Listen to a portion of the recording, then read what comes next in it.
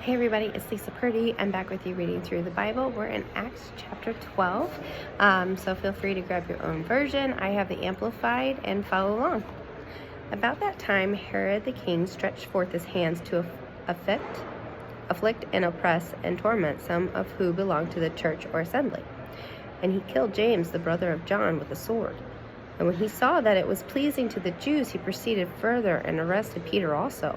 This was during the days of the unleavened bread, so Passover week. And when he seized Peter, he put him in prison and delivered him to 4 squads of soldiers, or 4 each, to guard him, proposing after the Passover to bring him forth to the people.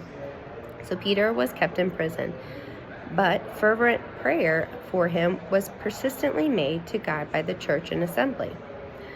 The very night before Herod was about to bring him forth, Peter was sleeping between 2 soldiers, fastened and two chains. The sentries before the door were guarding the prison. And suddenly an angel of the Lord appeared, standing beside him, and a light shone in the place where he was. And the angel gently spoke Peter on the side and awoken him, saying, "Get up quickly." And the chains fell off his hands. And the angel said to him, "Tighten your belt and bind on your sandals." And he did so. And he said to him, "Wrap your outer garment around you and follow me." And Peter went out along following him, and was not conscious that what was apparently being done by the angel was real, but thought he was seeing a vision. When they had passed through the first guard and the second, they came to the iron gate which leads to the city. Of its own accord, the gate swung open, and they went out and passed on through one street, and at once the angel left him.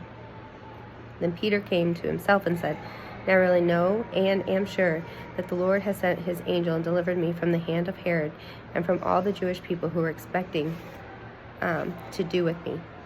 And when he at a glance became aware of this, comprehending all the elements of the case, he went to the house of Mary, the mother of John, whose surname was Mark, where a large number were assembled together and were praying. And when he knocked at the gate of the porch, a maid named Rhoda came to answer.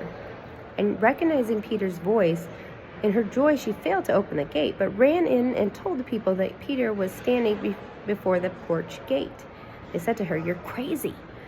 But she persisted and strongly and confidently affirmed that it was the truth. They said, "It is his angels." Now, hold on just a second. They thought she was lying and that it was his angels. So they were aware of angels being around, and they thought this was his angel. Okay? That was their first thought. Not, let's go check. It must be his angels. Not, even if it was an angel, shouldn't we go talk to them? No. They were like, no, it can't be so. Just interesting. But meanwhile, Peter continued knocking, and when they opened the gate and saw him, they were amazed. But motioning to them with his hand to keep quiet and listen, he related to them how the Lord had delivered him out of the prison.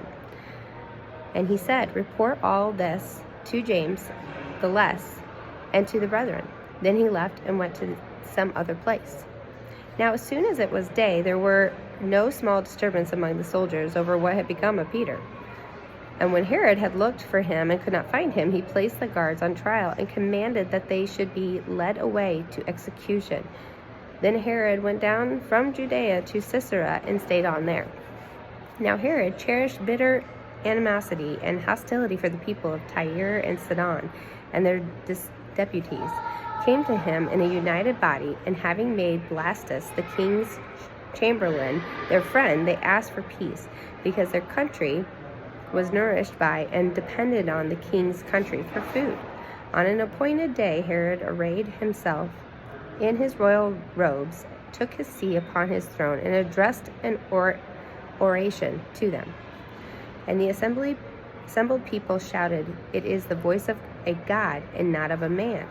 And at once an angel of the Lord smote him and cut him down, because he did not give God the glory, the preeminence and kingly majesty that belonged to him as the supreme ruler, and he was eaten by worms and died. Whew, honey, cannot get God mad like that.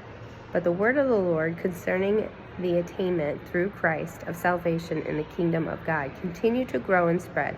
And Barnabas and Saul came back from Jerusalem when they had completed their mission, bringing with them John, whose surname was Mark.